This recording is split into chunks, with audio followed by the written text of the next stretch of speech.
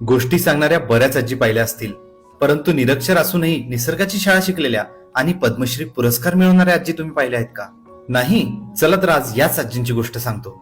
ह्या आहेत निसर्गाला जपणाऱ्या बीजमाता राहीबाई.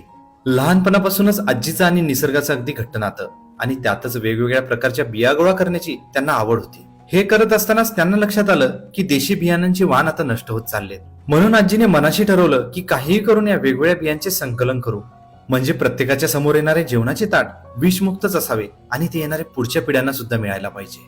या निश्चयामुळे थेंबे थेंबे तळे साचे असं करत त्यांनी पैशांची असते तशी बियांची बँक उभी केली. याच बीज बँकेत 3-4 प्रकारचे गहू, ज्वारी, बाजरी, नाचणी, 19 प्रकारच्या वालघेवडा, राजगिरा, पालक, मेथी आणि आपल्याला अगदी नावही माहीत नसलेल्या अस्सल देशी वाणाचे बिया जतन केल्यात आणि ते कुठलेही रसायन न वापरता फक्त राख आणि शेणामातीचा वापर करून.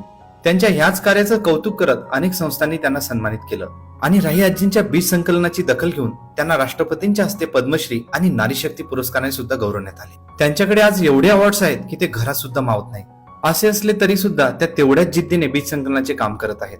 परंतु आजही त्यांना अनेक अडचणींना सामोरे जावं लागते. पोपेरेवाडी सारख्या दुर्गम भागात आजी राहतात. डोंगर उतारावरची जमीन, त्यामुळे उन्हाळ्यात पाण्याचा प्रश्न, अनुदानाचा अभाव अशा अनेक समस्या उभ्या आहेत. तर आजींच्या या महान कार्याला आपला हातभार लागेल का? हो, नक्कीच. जास्तीत जास्त सेंद्रिय शेती करून, आजींच्या बीज बँकेला भेट देऊन किंवा स्वइच्छेने आजीला थेट मदत करून आणि काही नाहीच झाले तर निसर्गाला जपून. आणि हो, आजींनी घेतलेली विषयुक्त वाण ते विषमुक्त ताट ही गरुड झेप जास्तीत जास्त लोकांना शेअर करून. तर डोक्यावर पदर, नाकात नथ आणि निसर्गाची शाळा शिकलेल्या या आपल्या गोड आजींची गोष्ट कशी वाटली ते नक्की सांगा.